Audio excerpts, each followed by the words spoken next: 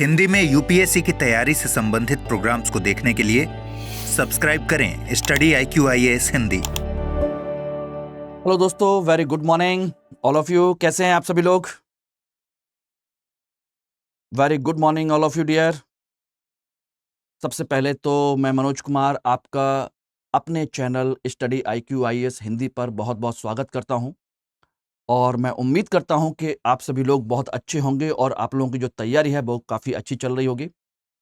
दोस्तों, आज हम लोग बात करने वाले हैं अपने लेक्चर की जो सीरीज है टर्मिनोमिक्स की, उसके लेक्चर नंबर 19 पर हम लोग डिस्कस करेंगे, जिसका टारगेट है IAS प्री 2024।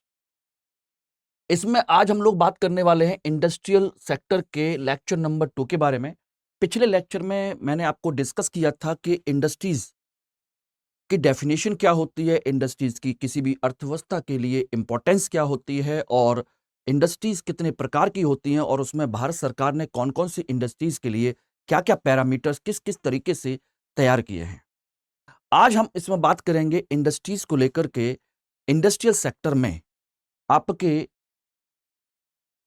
भारत में औद्योगिक विकास को लेकर के, यानी कि इंडस्ट्रियल डेवलपमेंट। हमने पिछली क्लास में इसकी डेफिनेशन, इंपॉर्टेंस, टाइप्स, ये सब हम लोगों ने डिस्कस कर लिया था। आज हम बात करेंगे भारत सरकार की औद्योगिक नीति के संदर्भ में। ध्यान रखिएगा, औद्योगिक नीति काफी इंपॉर्टेंट पोर्शन है कि किसी भी अर्थव्यवस्था के विकास के लिए औद्योगिक नीति बहुत जरूरी होती है, क्योंकि उसी से हमारे देश की जो जरूरतें होती हैं, आम जनता की जरूरतें होती हैं, वो सभी पैदा होती हैं। बड़े स्तर पर लोगों को रोजगार मिलता है। देश के आर्थिक विकास, आर्थिक समृद्धि में इसकी बहुत महत्वपूर्ण भूमिका होती है। और सबसे बड़ी चीज, हम इससे जब निर्यात करते हैं तो बड़ी मात्रा में हमें विदेशी मुद्रा मिलने की भी संभावना होती है। तो ये काफी इंपॉर्टेंट पोर्शन है कि भारत सरकार ने अब तक कौन कौन सी औद्योगिक नीतियां बनाई है, उनकी खास विशेषताएं क्या थी, ये काफी हम लोग चर्चा करेंगे और काफी इंपॉर्टेंट है, ध्यान रखिएगा। और इसमें सभी लोग जल्दी जल्दी जुड़ जाइए। Everybody, very good morning all of you dear. सभी लोग जुड़ जाइए। Welcome to study IQIAS Hindi. चलिए, तो दोस्तों आज हम लोग बात कर रहे हैं इंडस्ट्रियल पॉलिसी को लेकर के, ठीक है। तो इसमें अगर हम देखें इंडस्ट्रियल पॉलिसी को, दोस्तों हम लोग ध्यान रखिएगा, हम दो पार्ट में डिवाइड करेंगे। भारतीय अर्थव्यवस्था में आपका जो 1991 का वर्ष है वो काफी इंपॉर्टेंट है, काफी इंपॉर्टेंट है। कहा जाता है कि यहां से हमने अपनी अर्थव्यवस्था को सही मायने में गति दी है, या कह सकते हैं कि भारतीय अर्थव्यवस्था को हमने यहां से खोला, नए सुधार लागू किए, नई आर्थिक नीति लागू की, हमने नई औद्योगिक नीति लागू की यहां से। तो ध्यान रखिएगा, 1991 से पहले और 1991 के पश्चात औद्योगिक नीति को हम दो पार्ट में डिवाइड करेंगे। ये देख सकते हैं, 1991 से पहले और 1991 के पश्चात। अब इसमें हम डिवाइड करें तो ये देख सकते हैं कि 1991 से पहले आपकी औद्योगिक नीतियां हैं वो कब कब बनाई गई थी, कौन कौन सी बनाई गई थी, मैं उस पर चर्चा करता हूं। सबसे पहले देखा जाए तो 1948 की नीति बनाई गई, 1956 की नीति बनाई गई। और ध्यान रखना दोस्तों, ये 1969 की जो MRTP एक्ट है, ये औद्योगिक नीति नहीं है। ध्यान रखिएगा, ये केवल एक अधिनियम है। ध्यान रखिएगा, ये औद्योगिक नीति नहीं, केवल एक अधिनियम है जो उस समय औद्योगिक गतिविधियों को मैनेज करने के लिए, रेगुलेट करने के लिए बनाया गया था। फिर 1977 और 1980 में ये नीतियां बनाई गई। और 1991 के पश्चात आपकी 1991 की LPG की नीति और 2011 की आपकी नेशनल मैन्युफैक्चरिंग पॉलिसी, नई विनिर्माण नीति है। और 2014 की हम कह सकते हैं मेक इन इंडिया प्रोग्राम। तो ये सारी इंडस्ट्रियल पॉलिसी के बारे में हम एक एक करके सभी के बारे में डिस्कस करेंगे, सारी चीजें करेंगे और यहां से आपके आए हुए क्वेश्चंस जो हैं उनको भी डिस्कस किया जाएगा। Everybody, it is okay?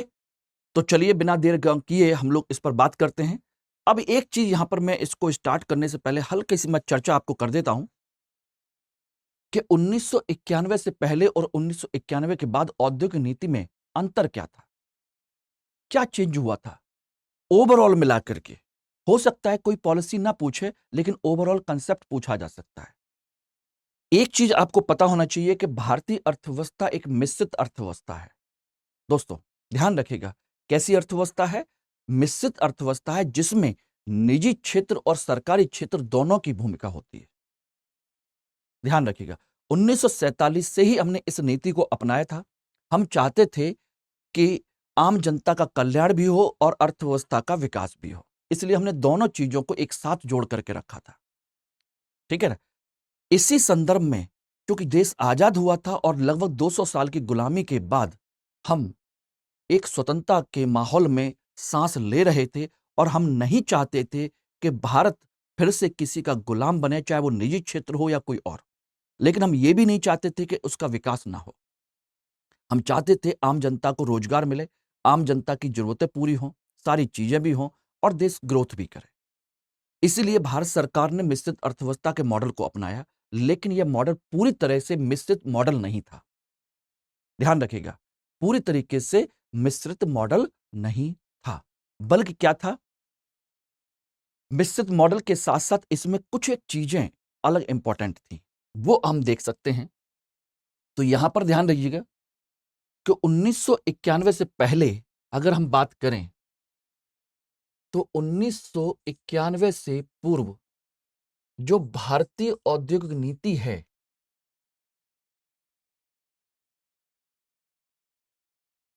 औद्योगिक नीति, उसकी विशेषता क्या है? उसकी विशेषता है कि हमने मिश्रित अर्थव्यवस्था के साथ साथ इसमें सबसे ज्यादा फोकस किया। ध्यान रखिएगा, हमने सार्वजनिक उद्योगों पर विशेष बल दिया था। सार्वजनिक उद्योगों को पर बल दिया था। ध्यान रखिएगा, इस पर बल दिया। क्यों दिया? उसके पीछे कारण है। इसके बल देने के जो पीछे कारण है वो है, हम चाहते थे कि लोगों की जो जरूरतें हैं, जरूरतें पूरी हो, ना कि शौक मौज पूरे हों। यानी लोगों की जरूरतें पूरी हों, शौक मौज नहीं। ध्यान रखिएगा। अब कहोगे कि निजी क्षेत्र से क्या शौक मौज पूरे होते हैं? निजी क्षेत्र, माय डियर, ध्यान रखिएगा, अपने प्रॉफिट वाले इंडस्ट्रीज को ही चलाता है। वो देश की जरूरतों की इंडस्ट्री कभी खड़ा ही नहीं करता। जहां उसको प्रॉफिट दिखाई देता है वही चलाएगा। जस्ट लाइक समझ सकते हैं कि वो चिप्स बेचेगा, कुरकुरे बेचेगा, ऐसी चीजें बेचेगा जिससे आम जनता की जरूरतें पूरी होती हो या ना होती हो, उससे कोई मतलब नहीं। उसका प्रॉफिट बनना चाहिए। और जबकि सरकार जो चाहती है वो चाहती है देश के विकास में जो जरूरतें हैं उन सभी चीजों से संबंधित उद्योगों को विकसित किया जाए। तो एक तो ये था। दूसरा, इसका उद्देश्य एक और भी था, वो था आपका लोगों को स्थायी रोजगार देने का। किसका? स्थायी रोजगार देने के लिए। निजी क्षेत्र कभी भी आपको परमानेंट जॉब नहीं देता, ना आपको पेंशन देता है, ना जॉब देता है। बल्कि क्या करता है, जब तक आपकी जरूरत है तब तक रखता है, उसके बाद निकाल के बाहर खड़ा कर देता है। सरकार ने इसीलिए देश की आजादी के बाद सार्वजनिक उद्योगों पर बल दिया। ये दो चीजें थी। और इसका मतलब यह हुआ कि सरकार ने इस पीरियड में निजी क्षेत्र पर कंट्रोल किया, निजी क्षेत्र पर नियंत्रण की कोशिश की, नियंत्रण की कोशिश। सोचिएगा, ऐसा नहीं कि उसको मौका नहीं दिया, मौका दिया, लेकिन कंट्रोल भी करके रखा। और तीसरा, विदेशी निवेश को हतोत्साहित किया। विदेशी निवेश को भी क्या किया? नियंत्रित किया। ये तीन चीजें इसको ध्यान रखेगा। और 1991 के बाद यही तीनों चीजें बदल गई थी। ध्यान रखना, 1991 के बाद सार्वजनिक क्षेत्र के उद्योग वो कम हो गए और निजी क्षेत्र के उद्योगों को बढ़ावा दिया जाने लगा। निजी क्षेत्र पर लगे प्रतिबंधों को हटाया जाने लगा, विदेशी निवेश पर लगे प्रतिबंधों को हटाया जाने लगा। यह 1991 के बाद हुआ। It is clear? ध्यान रखिएगा एवरीबॉडी। ओके, तो हम कह सकते हैं यहीं पर कि 1991 के बाद क्या हुआ? 1991 के पश्चात 1991 के पश्चात सिंपल सा समझ लीजिएगा, हुआ ये कि आपके जो सार्वजनिक क्षेत्र के जो उद्योग हैं, इसी को जस्ट उल्टा कर दीजिए। उद्योगों को सीमित किया गया, निजी क्षेत्र को बढ़ावा दिया गया। बढ़ावा यानी कि हम कह सकते हैं निजीकरण को बढ़ावा दिया गया, ठीक है ना। हमने विदेशी निवेश को बढ़ावा दिया,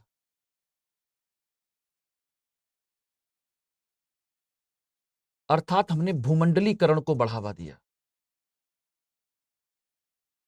ठीक है ना। निजी क्षेत्र को बढ़ावा दिया, सार्वजनिक क्षेत्र के उद्योगों को सीमित किया, और एक चीज और भी कह सकते हैं, हमने कानून व्यवस्था को काफी उदार बनाया।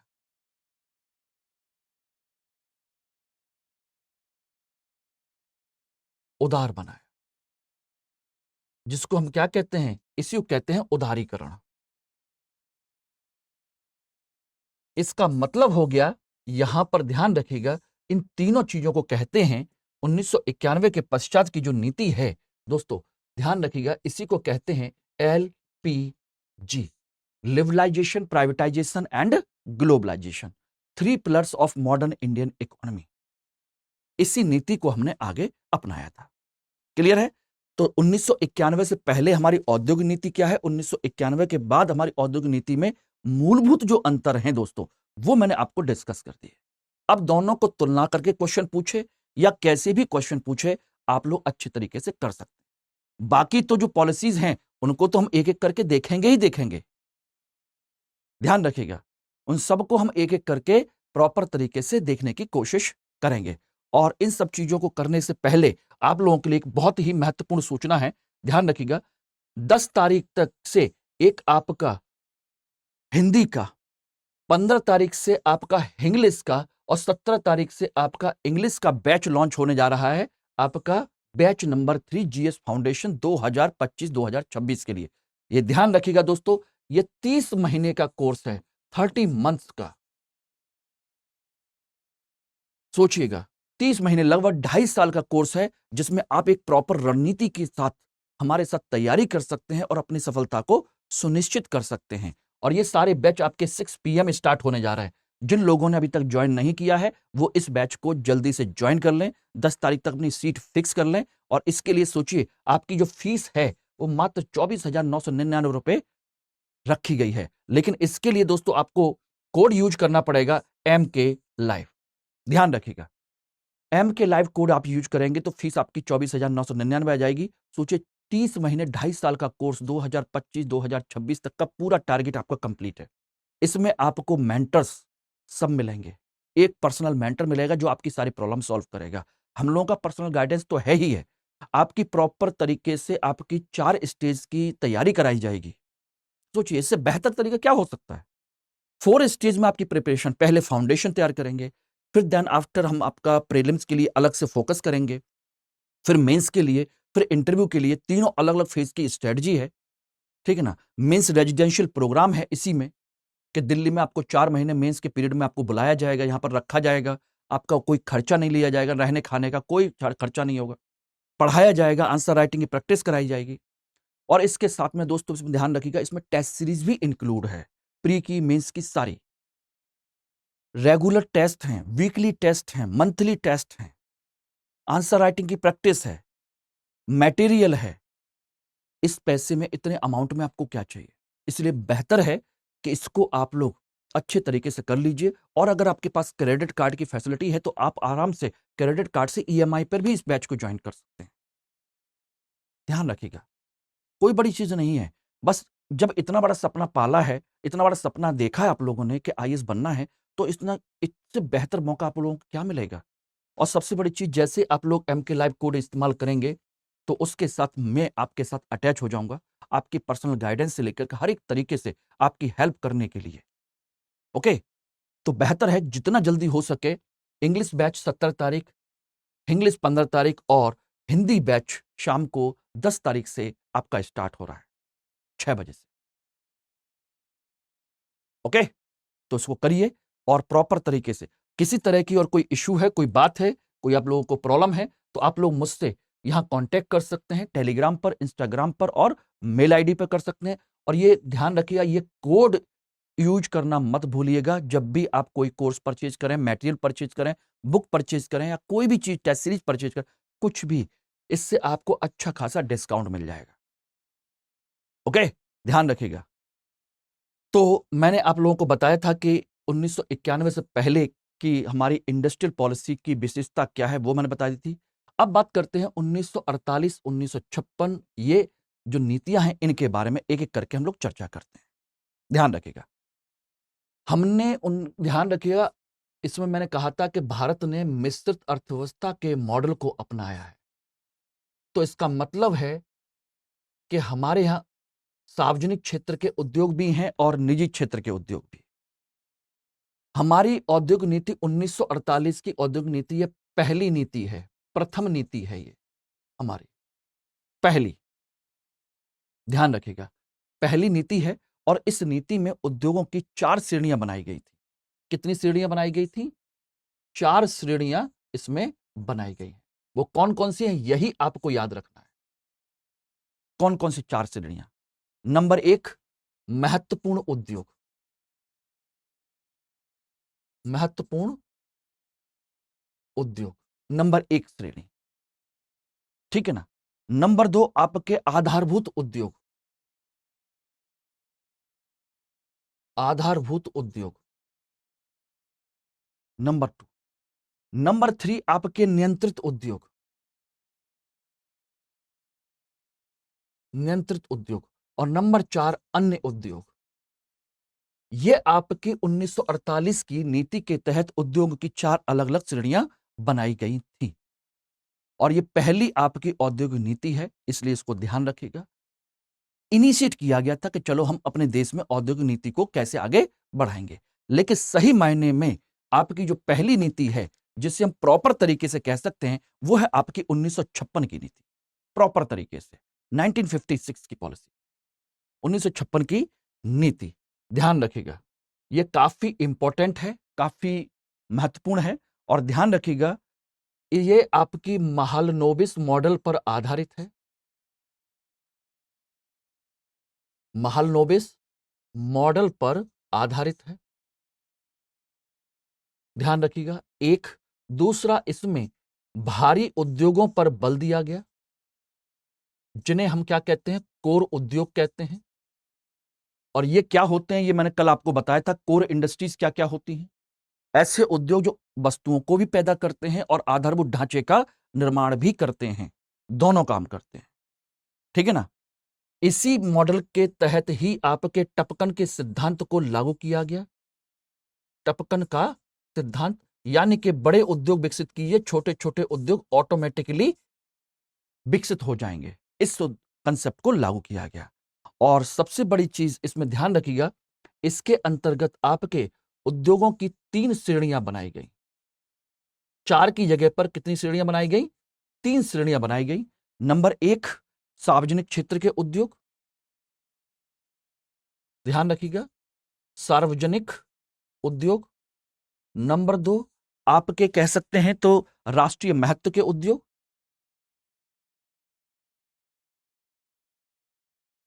महत्व के उद्योग। और नंबर 3, आपके अन्य उद्योग हैं। अन्य उद्योग, ध्यान रखिएगा, इसमें यह चीज तो दी गई, साथ के साथ इसमें लघु उद्योगों पर भी बल दिया गया और विदेशी निवेश को भी आपने छूट दी। विदेशी निवेश को सीमित छूट दी इसमें।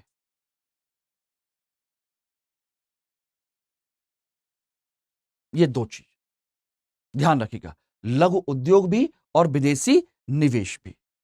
तो 3 श्रेणियां, लघु उद्योग, विदेशी निवेश को सीमित छूट, भारी उद्योगों पर बल, टपकन का सिद्धांत, महालनोबिस मॉडल। ये 4 चीजें, 4-5 चीजें आप लोगों को सेकंड जो आपकी इंडस्ट्रियल पॉलिसी है उसके बारे में आपको पता होना चाहिए। Everybody, it is clear? ध्यान रखिएगा। कंडीशन अब इसके बाद शुरू होती है, वो देख लीजिएगा। 1969 इंदिरा गांधी का टाइम पीरियड है और यहां पर सरकार ने MRTP एक्ट को लागू किया। Monopoly restrictions trade practice act कहते हैं। क्या कहते हैं? Monopoly restrictions trade practice act, यानी कि एकाधिकार प्रतिबंधात्मक, हिंदी में बड़ा अच्छा सा नाम है, एकाधिकार प्रतिबंधात्मक व्यापार व्यवहार अधिनियम। ये अब इसका मतलब क्या होता है दोस्तों? इसका मतलब है कि इसके माध्यम से निजी क्षेत्र के एकाधिकार को रोकने का प्रयास किया गया, को रोकने का प्रयास किया गया। यानी कि जो निजी क्षेत्र धीरे धीरे करके एकाधिकार बढ़ाने की कोशिश कर रहा था, उसको रोकने के लिए यह अधिनियम लाया गया था। ध्यान रखिएगा। और इस अधिनियम को लाया गया था, एक कमेटी गठित की गई थी, कमेटी, और कमेटी का नाम था आपका केसी दास कमेटी। केसी दास कमेटी की सिफारिश पर इसको लाया गया था, क्योंकि हम चाहते थे कि यहां पर निजी क्षेत्र अपनी मोनोपोली ना बनाए। क्यों? क्योंकि निजी क्षेत्र हमेशा प्रॉफिट के लिए काम करता है, जन कल्याण के लिए काम नहीं करता, लोगों को स्थायी रोजगार नहीं देता, अपने फायदे वाली चीजें देखेगा सिर्फ। उसको देश के विकास से या अन्य चीजों से कोई लेना देना नहीं है। प्राइम उद्देश्य जो होता है, उसका मुख्य उद्देश्य होता है प्रॉफिट कमाना होता है। सीधी सी बात है। सरकार नहीं चाहती थी कि यह सब किया जाए, ठीक है ना? ध्यान रखिएगा। तो उस कमेटी की सिफारिश पर इसको लागू किया गया। ध्यान रखिएगा। बाद में जाकर के आपको बता दें, यहीं पर आप एक चीज और नोट कर लीजिएगा, यहीं पर ही समझ लीजिएगा अलग से, सन 2000 में 1991 के बाद एसबीएस, आपकी क्या नाम है, राघवन कमेटी थी, एसबीएस राघवन कमेटी,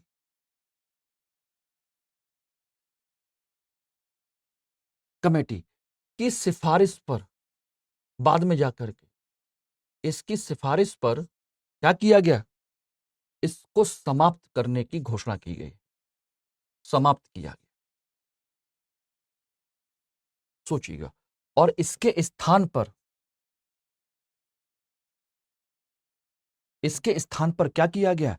इसके स्थान पर ध्यान रखिएगा, यहीं पर 2003 में एक आयोग बनाया गया, या कह लीजिए कि हां, आयोग बनाया गया, जिससे हम कहते हैं भारतीय प्रतिस्पर्धा आयोग। ध्यान रखिएगा, भारतीय प्रतिस्पर्धा आयोग का गठन किया गया, का गठन किस लिए? कि भाई एमआरटी पे मोनोपोली नहीं रोकेंगे, बल्कि हम लोगों में, निजी क्षेत्र के बीच में, तमाम सारी चीजों के बीच में क्या करेंगे? कंपटीशन को बढ़ावा देंगे। ध्यान रखिएगा। तो इसी के स्थान पर, एमआरटीपी के स्थान पर क्या किया? 2003 में हमने क्या बना दिया? Competition commission of India, CCI, इसी को कहते हैं CCI, competition commission of India, भारतीय प्रतिस्पर्धा आयोग। ये क्या करेगा? उन उद्योगों के बीच में, उन इंडस्ट्री के बीच में, उन कॉर्पोरेशंस के बीच में कंपटीशन बढ़ाएगा, ना कि उनकी मोनोपोली, उनके बिजनेस को रोकेगा। पहले वाला ये क्या कर रहा था? उन पर कंट्रोल कर रहा था, और ये इनको मोटिवेट करेगा कि जाओ कंपटीशन करो उसमें। समझिएगा। ओके, तो मैंने एक साथ ही पूरा बता दिया कि यहां पर इसका कब बनाया गया, कब खत्म किया गया। इसका ध्यान रखिएगा, ये औद्योगिक नीति नहीं है, बस उद्योगों से को नियंत्रित करने का एक टूल था, एक उपकरण था, एक अधिनियम था। इसलिए मैंने इतनी की चर्चा की है यहां पर। क्लियर है? यहीं पर देखा जाए तो आपका फिर आ जाइए 1977 की नीति, 1977 की पॉलिसी। इसमें क्या हुआ? ये पहली गैर सरकारी कांग्रेस की, गैर कांग्रेसी सरकार की नीति है, पहली गैर कांग्रेसी सरकार की नीति है ये। क्योंकि 75 में इमरजेंसी के बाद इंदिरा गांधी की सरकार गिर गई, तो स्वाभाविक सी बात है जनता पार्टी की सरकार आई थी, तो जनता पार्टी ने इसको लागू किया था। ध्यान रखिए, ठीक है ना? इसमें क्या किया गया? इसमें कुछ जिन चीजों पर बल दिया गया वो नोट कर लीजिए। इसमें पहली बार गांधीवादी मूल्यों पर बल दिया गया। गांधी के विचारों पर आधारित। सोचिएगा, ठीक है ना। इसमें ग्रामीण उद्योग, ग्रामीण लघु उद्योग और कुटीर उद्योगों पर बल दिया गया। बोले छोटे छोटे उद्योगों पर बल दीजिए, क्योंकि यही छोटे छोटे उद्योग ही ज्यादा से ज्यादा लोगों को रोजगार दे सकते हैं और ग्रामीण क्षेत्र में और सभी जगह पर लोगों की जरूरतें भी पूरी कर सकते हैं। ठीक है ना। इसमें और क्या किया गया, इसमें स्वदेशी की अवधारणा को अपनाया गया। स्वदेशी की अवधारणा पर बल दिया गया, ध्यान रखिएगा। और इसमें एक चीज और भी की गई, वो पहली बार ध्यान रखिएगा, लघु उद्योगों को आरक्षित किया गया, को आरक्षण दिया गया। यानी आरक्षण का मतलब यहां पर होता है कि कुछ उद्योग केवल लघु उद्योग के रूप में ही विकसित किए जाएंगे, वहीं चलेंगे। बड़ी इंडस्ट्रीज इनके वस्तुओं का उत्पादन नहीं करेंगे, जैसे माचिस उद्योग, दियसलाई उद्योग जिसे हम कह सकते हैं, माचिस उद्योग है, मोमबत्ती है, अगरबत्ती है, धूप बत्ती है, इस तरह की जो चीजें होती हैं उनको यही उद्योग चलाएंगे। ये पहले इस तरह के काफी 100-125 इंडस्ट्रीज बनाई गई थी। हाल फिलहाल ऐसा कोई अब आचरण नहीं है, अब सारी चीजों को खत्म कर दिया गया है, ध्यान रखिएगा। ओके, तो ये विशेष तौर पर इन चीजों पर बल दिया गया 77 की पॉलिसी में। विदेशी निवेश को भी इसमें कंट्रोल किया गया, ध्यान रखिएगा। इसी में विदेशी निवेश को सीमित किया गया।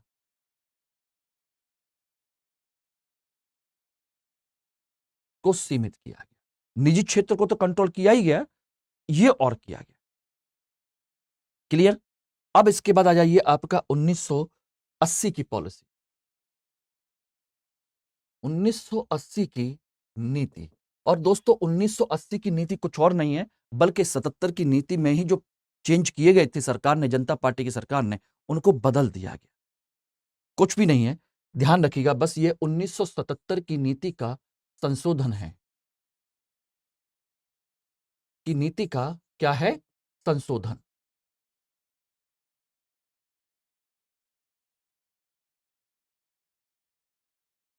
ठीक है ना। इसमें क्या किया गया वो नोट कर लीजिए। पहली काम तो इसमें यह किया गया कि जो लघु उद्योगों का आरक्षण था, लघु उद्योगों का को अनारक्षित करने का प्रयास किया गया। अनारक्षित करने का प्रयास। बोले कि जो पहले जो हम कर रहे थे, आरक्षण कर रहे थे, बोले उसको हटाइए। बोले कि उद्योग है वो कोई भी चलाए, बड़ा उद्योग चलाए, छोटा उद्योग चलने दीजिए। अनारक्षण पर बल दिया गया, ठीक है ना। दूसरा इसमें कहा गया कि तकनीक हस्तांतरण के साथ एफडीआई को मंजूरी दीजिए। तकनीकी हस्तांतरण के साथ एफडीआई, विदेशी निवेश को मंजूरी। यानी कि विदेशों से हम कोई भी चीज मंगाएंगे तो उसकी तकनीक भी हमको देनी होगी, तो हम आपको मंजूरी देंगे, तो हमारे यहां पैसा लगाइए, अन्यथा हमको अगर आप तकनीक नहीं सिखाना चाहते तो मत करिए। ठीक है ना। ये दो चीजें इसमें और बल दिया गया। तीसरी चीज इसमें एक चीज और भी थी, वो था इसके अंतर्गत आर्थिक संघवाद पर बल दिया गया। आर्थिक संघवाद यानी केंद्र और राज्य मिलकर के सारी चीजों को बढ़ावा देंगे। केंद्र और राज्य आर्थिक गतिविधियों को बढ़ावा देंगे, ध्यान रखिएगा। तो ये 2-3 चीजों पर 1980 की नीति में परिवर्तन किया गया। विदेशी निवेश को मंजूरी दी गई, लघु उद्योग को अनारक्षित किया गया, आर्थिक संघवाद पर बल दिया गया। तो ये कंसेप्ट हम देख सकते हैं 1991 से पहले शुरू हुआ था, ध्यान रखिएगा। इसका उद्देश्य क्या था, इस पूरे अब तक की सारी नीतियों का उद्देश्य था निजी क्षेत्र पर नियंत्रण किया जाए, ठीक है ना, विदेशी निवेश को सीमित किया जाए, सार्वजनिक उद्योगों पर बल दिया जाए, लोगों को स्थायी रोजगार दिया जाए, जनता की जरूरतें पूरी की जाए। लेकिन कंडीशन यह हुई कि जब सब कुछ सरकारी होगा और निजी क्षेत्र नहीं होगा, तो स्वाभाविक सी बात है निजी क्षेत्र की पूंजी का आप लाभ नहीं उठा सकते, निजी क्षेत्र की तकनीक का लाभ नहीं उठा सकते, समझिएगा। निजी क्षेत्र के पास जो प्रबंधन क्षमता है उसका लाभ नहीं उठा सकते, और सरकारी है जो स्थायी है, आप अच्छे से समझते हैं कि स्थायी और सरकारी नौकरी होने के बाद कोई कितना ज्यादा एक्टिव होगा अपने काम को लेकर के। कुछ लोग होते हैं लेकिन दूसरे लोग उनको काम करने नहीं देते, अपने जैसा बना लेते कि भाई ना मैं काम करूं ना आपको करने दूं। इस तरीके से धीरे धीरे कंडीशन ये हुई कि 1991 तक आते आते कंडीशन ये हो गई थी कि आर्थिक संकट खड़ा हो गया था। बुरी तरीके से आर्थिक संकट की स्थिति खड़ी हो गई थी, उद्योग घाटे में जाने लगे थे। ध्यान रखिएगा। तो यहां पर हम कह सकते हैं कि 1991 के पूर्व की नीति के परिणाम क्या हुए, सोचिएगा। इसके परिणाम ये हुए कि आपके उद्योग घाटे में जाने लगे।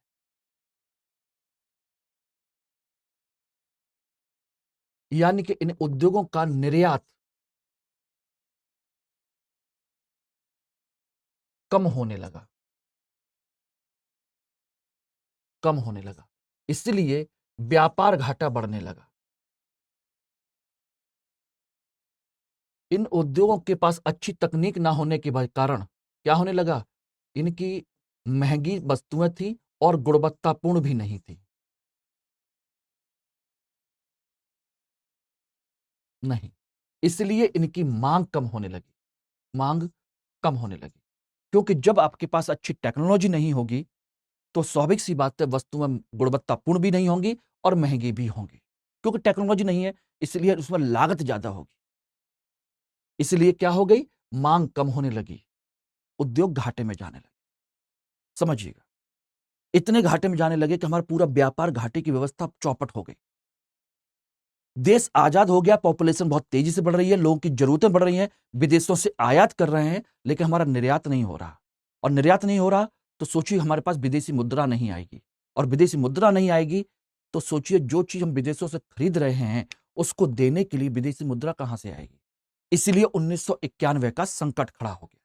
ध्यान रखिएगा, क्या हो गया, 1991 का संकट खड़ा हो गया। और संकट था क्या, ध्यान रखिएगा दोस्तों, संकट था भुगतान संतुलन का, भुगतान संतुलन का संकट था। यानी कि हम कह सकते हैं आयात निर्यात घाटा, आयात निर्यात का संतुलन बिगड़ गया, व्यापार घाटा बढ़ने लगा। इसका मतलब था कि आपके पास विदेशी मुद्रा भंडार खत्म हो गया, विदेशी मुद्रा भंडार क्या हो गया, यह बिल्कुल न्यूनतम स्तर पर आ गया, बिल्कुल कम हो गया। बस सीधी सी बात है, जब आप मंगाओगे ज्यादा और खर्च करोगे, मंगाओगे ज्यादा और बेचोगे कम, तो नेचुरल सी बात है घर की रखी हुई संपत्ति, घर की रखी हुई चीजें धीरे धीरे खत्म होने लगेंगी।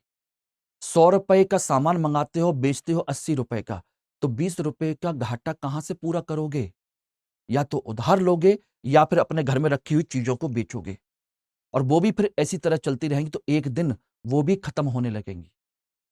और जिस दिन खत्म हो जाएंगे उस दिन क्या कहोगे, भैया हम दिवालिया हो गए, अब हम भूखे मर रहे हैं, हमको बचा लो।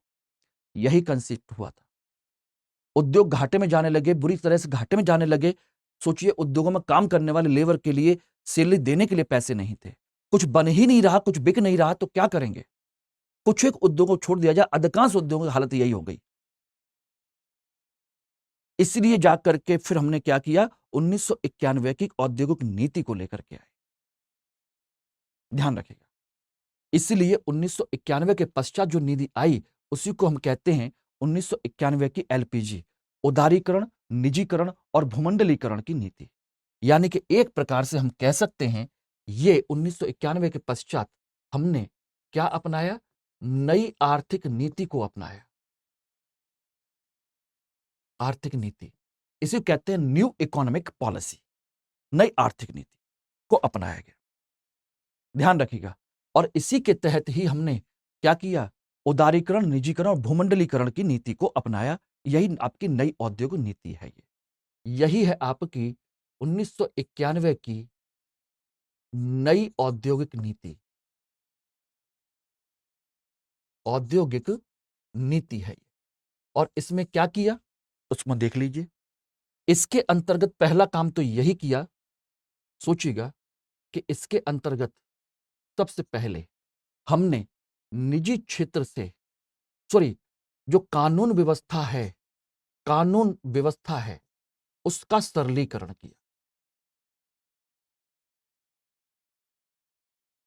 सरलीकरण, जो उद्योग व्यवस्था को चलाने के लिए कानून व्यवस्था है उसका क्या किया हमने, सरलीकरण किया। ये रहे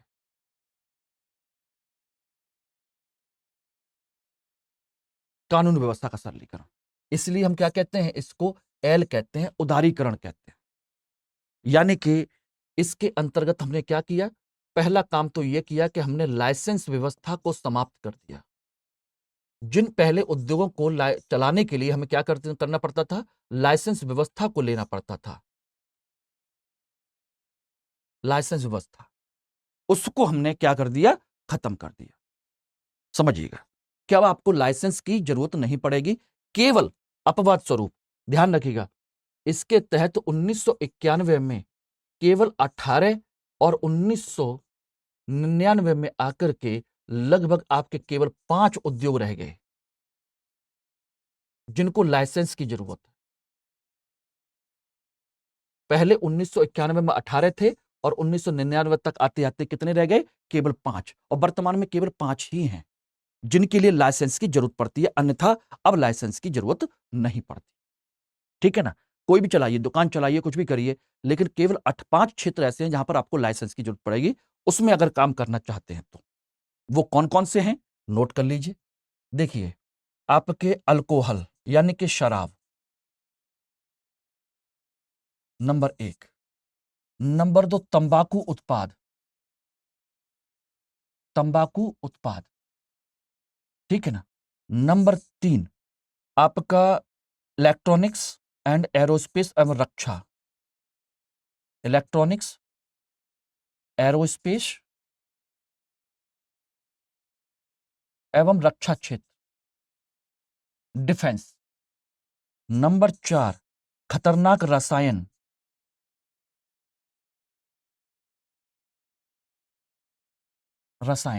और नंबर 5, ध्यान रखिएगा, नंबर 5 क्या है, विस्फोटक पदार्थ।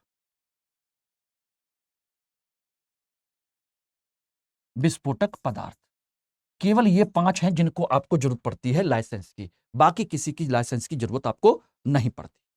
अब सब खत्म कर दिया गया है। Okay, number 1। अब इसके बाद में और क्या क्या हुआ, इसमें और देख लीजिए, और हुआ, अब इसमें सबसे बड़ी चीज, सार्वजनिक उद्योगों को सीमित कर दिया गया। सार्वजनिक उद्योगों को क्या किया गया, को सीमित किया गया, बोले कि इनकी संख्या कम कर दो, अर्थात इनका निजीकरण किया गया, निजीकरण को बढ़ावा दिया। तभी तो कहते हैं एलपीजी, निजीकरण को बढ़ावा दिया गया। एक चीज पीछे और मैं आपको बता ही चुका हूं, एमआरटीपी एक्ट वाली, यहां पर ध्यान रखिए, यहीं पर इसी में लाइसेंस व्यवस्था यहां पर लिखा है, यहीं पर ही आप लिखना चाहें तो यहीं से आप लिख सकते हैं। दूसरा पॉइंट, एमआरटीपी एक्ट की समाप्ति, बोले कि इसको भी समाप्त कर दिया गया, बोले कोई नियंत्रण नहीं होगा, चलने दीजिए सबको, इसीलिए उसको उदारीकरण कहते हैं, लिबरलाइजेशन। ठीक है ना, सार्वजनिक उद्योगों की संख्या सीमित किया गया और निजीकरण को बढ़ावा दिया गया। वर्तमान में सोचिएगा, स्टार्टिंग में ध्यान रखिएगा, स्टार्टिंग में हम बात करें तो 1991 में ऐसे सार्वजनिक क्षेत्र के उद्योगों की संख्या 8 थी, 8 निश्चित कर दी गई थी। ठीक, उसके बाद देखा जाए तो आपके 1993 में इनकी संख्या कर दी गई 3। सोचना, 2015 में संख्या कर दी गई 2, और वर्तमान में आपकी सोचिएगा केवल 1 है। यानी कि वो भी कौन सा, परमाणु ऊर्जा खनिज, परमाणु ऊर्जा और खनिज, 2015 में इसमें रेलवे भी था, तो रेलवे का भी निजीकरण कर दिया गया। पहले परमाणु ऊर्जा और खनिज था, परमाणु ऊर्जा, खनिज और आपका रेलवे था। अब रेलवे का भी क्या हो गया, निजीकरण हो गया। तो अब हो गया केवल परमाणु ऊर्जा और उसका खनिज, केवल इतना रह गया। ठीक।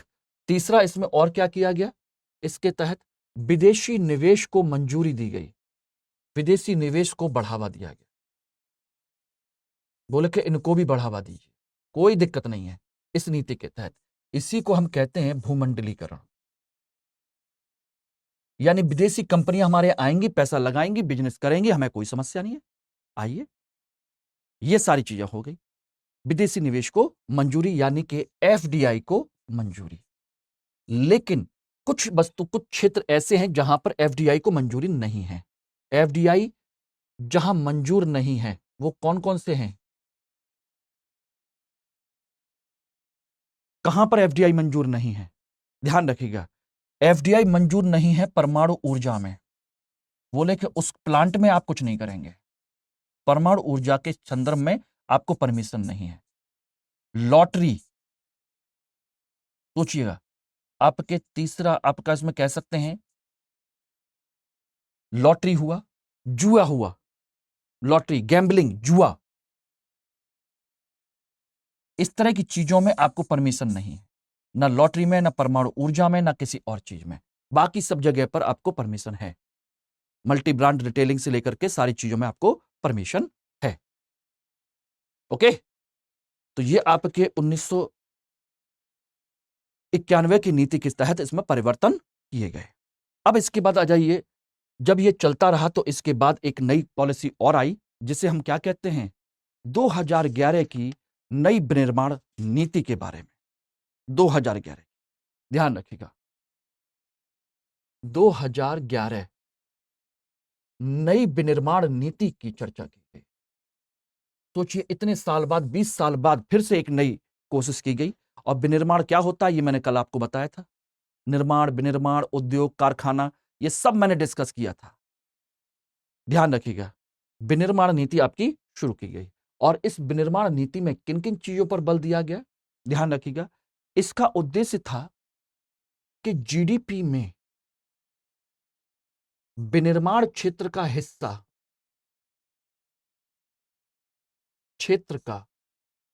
हिस्सा बढ़ा करके 25% करना, जो कि कम करना, यह था कंसेप्ट।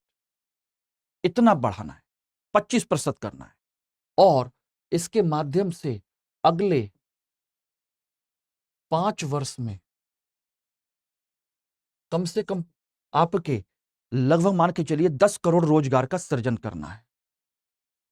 10 करोड़ रोजगार का सृजन।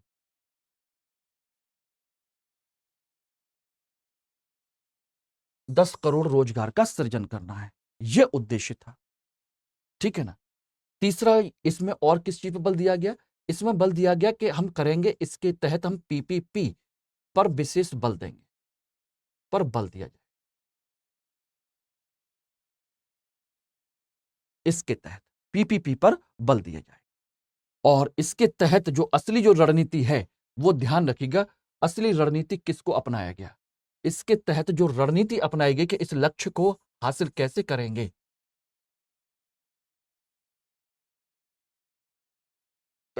सॉरी, रणनीति, इसमें सोचिएगा आपके 3 चीजों पर बल दिया गया। एक दिया गया कि हम अपने निम्न क्षेत्रों का विकास करेंगे, national investment and manufacturing zone, राष्ट्रीय निवेश एवं विनिर्माण केंद्र बनाएंगे। राष्ट्रीय निवेश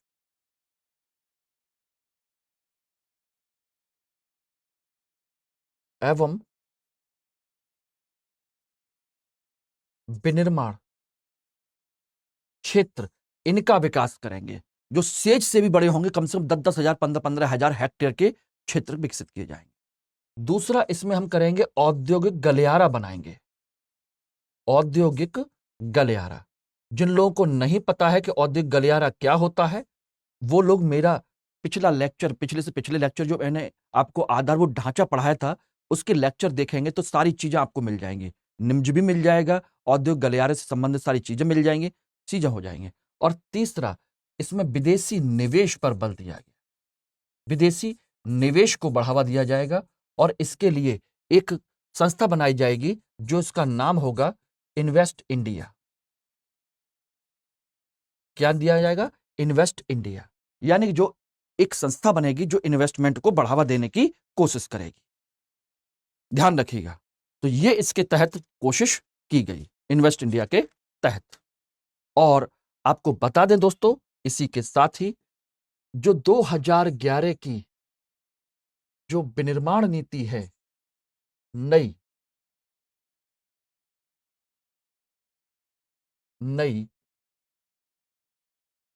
विनिर्माण नीति है, सोचिएगा, इसी को आपके भारत सरकार ने 2014 में क्या किया गया?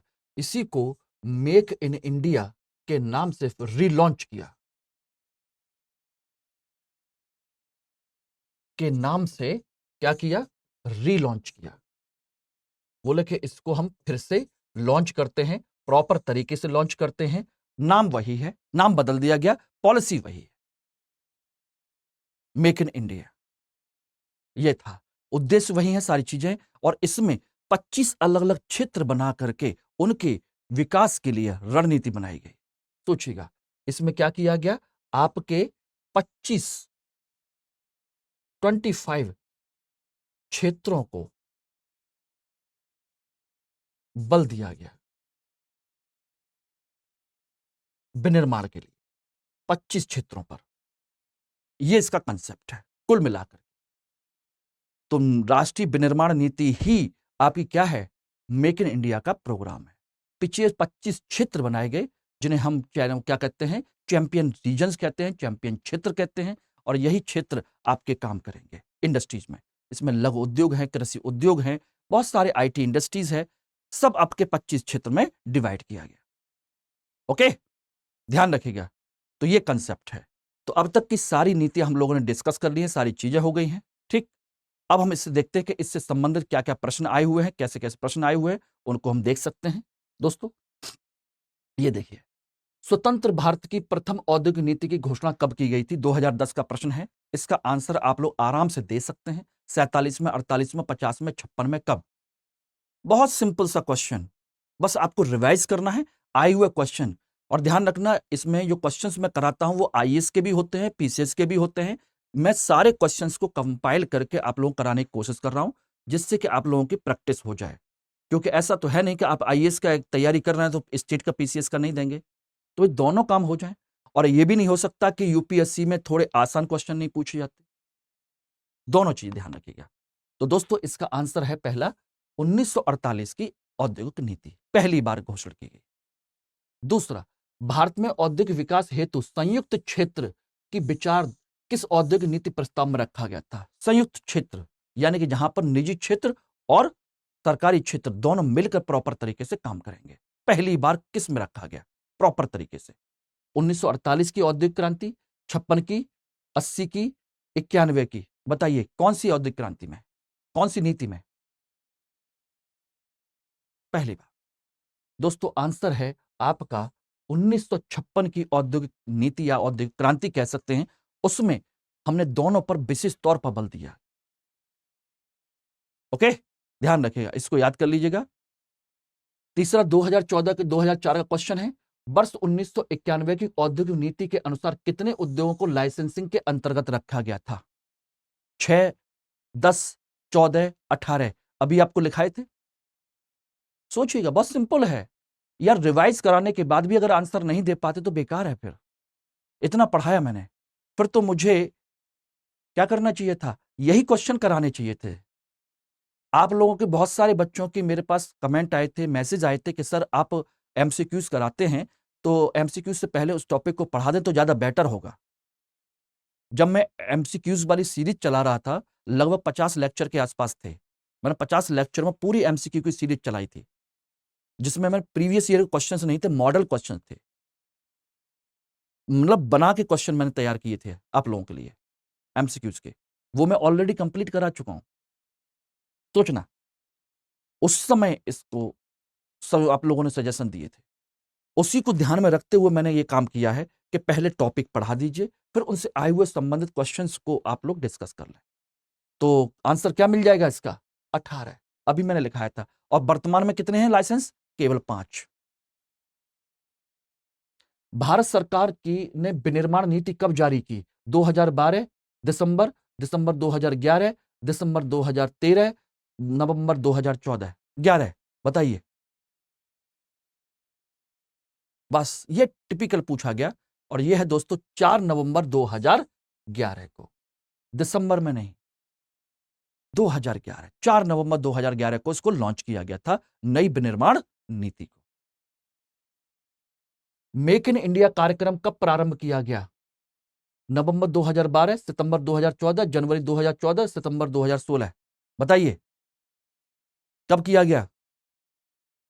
सर ये तो कंफर्म है कि ये नहीं है, ये भी कंफर्म है ये नहीं है, इन दोनों में से डाउट है। सितंबर 2014 में। ठीक है, समझ में आ रहा है कि नहीं आ रहा? रिवीजन हो रहा है आप लोगों का? सरकार की नीति मेक इन इंडिया का उद्देश्य क्या है? नौकरशाही के ढीलेपन को दूर करना, लाल फीताशाही को हटाना, विनिर्माण की लागत को कम करना, इनमें से कोई नहीं। बताइए।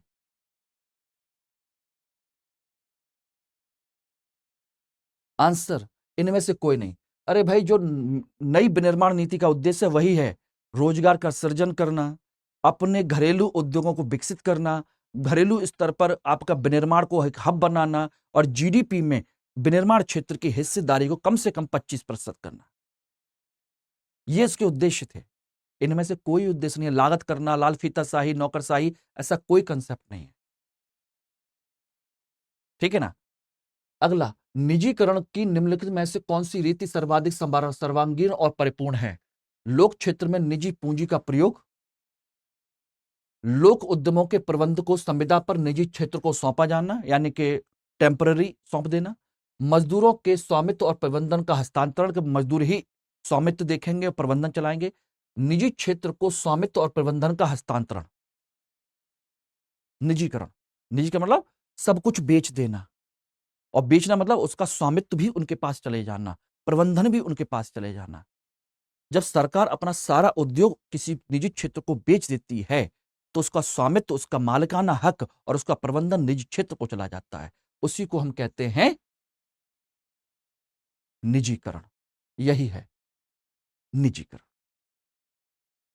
ठीक है ना? ध्यान रखिएगा। भारत सरकार केंद्रीय सार्वजनिक क्षेत्र उद्योगों में लगी अपनी इक्विटी को विनिवेश क्यों कर रही है, यानी कि उसको बेच क्यों रही है? सोचिए, 2011 क्वेश्चन है। सरकार अपनी इक्विटी के विनिवेश से मिलने वाले राजस्व का उपयोग मुख्यतः अपने बाह्य ऋण को लौटाने में करना चाहती है।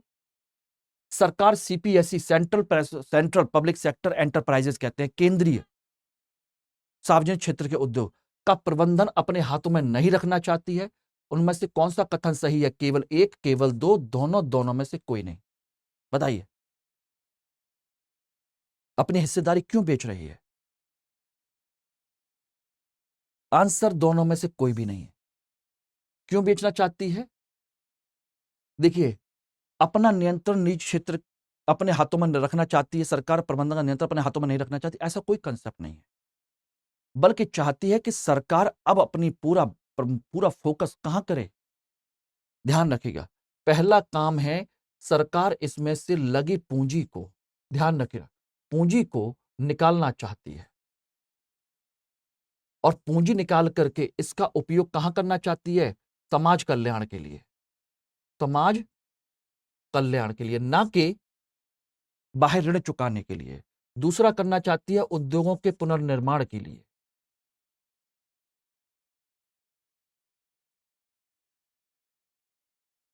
उद्योगों के पुनर्निर्माण के लिए करना चाहती है। दूसरा चाहती है कि निजी क्षेत्र की भूमिका बढ़ाई जाए, निजी क्षेत्र की उपयोगिता के लिए, कि भाई उसके पास आपके क्या क्या है। निजी क्षेत्र के पास पूंजी है, उसका उपयोग किया जाए। निजी क्षेत्र के पास तकनीक है, उसका उपयोग किया जाए। निजी क्षेत्र के पास अच्छी प्रबंधन क्षमता है, उसका उपयोग किया जाए। इसको उपयोग करना चाहती है सरकार।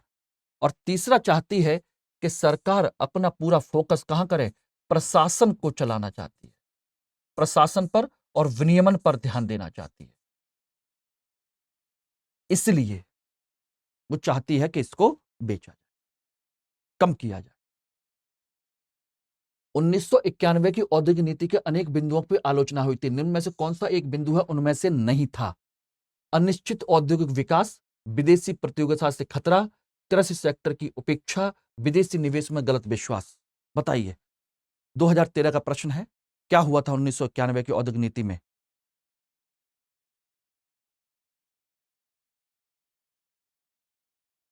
क्योंकि हमने विदेशी प्रतिबंध, विदेशी निवेश आया था, तो नेचुरल सी बात है कि उसमें हमने गलत विश्वास किया, विदेशी प्रतियोगिता से को बढ़ावा दिया। अनिश्चित औद्योगिक विकास, अब किस तरह से विकास होगा उसको लेकर हमें कोई प्लान नहीं किया। कृषि सेक्टर की अपेक्षा, भाई कृषि का उद्योग से क्या लेना देना है? आंसर है डी, ये रहा सी, सॉरी। इसमें ऐसी औद्योगिक नीति में कृषि क्षेत्र से कोई लेना देना नहीं था,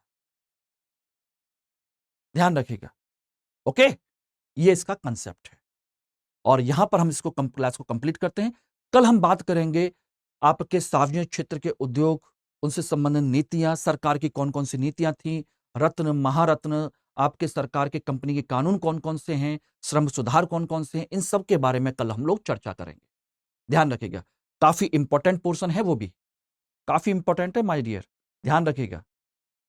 रत्न क्या है, महारत्न क्या है, नवरत्न क्या है, कंसेप्ट कैसे आया, निवेश क्या होता है, विनिवेश क्या होता है, निजीकरण क्या होता है, इससे संबंधित सरकार ने क्या क्या नीतियां बनाई, कब कब बनाई, इन सब को हम लोग कल डिटेल में चर्चा करेंगे। इसलिए सभी लोग मौजूद रहिएगा, सभी लोग क्लास को ज्वाइन करिएगा और ज्यादा से ज्यादा लोगों तक हमारे इस लेक्चर को पहुंचाने की कोशिश कीजिए। आपका यही प्यार हमको चाहिए। Okay, thank you very much, have a nice day all of you. और जिस किसी ने अभी तक मेरे टेलीग्राम, इंस्टाग्राम, मेल आईडी से कांटेक्ट नहीं किया है, करना चाहते हैं तो कर लीजिए। और ये मेरा दोस्तों कोड है जिसके थ्रू आप कोर्स ज्वाइन करना चाहते हैं तो जरूर कीजिएगा, ठीक है ना? Thank you very much all of you. Hindi में यूपीएससी की तैयारी से संबंधित प्रोग्राम्स को देखने के लिए सब्सक्राइब करें स्टडी IQ IAS हिंदी।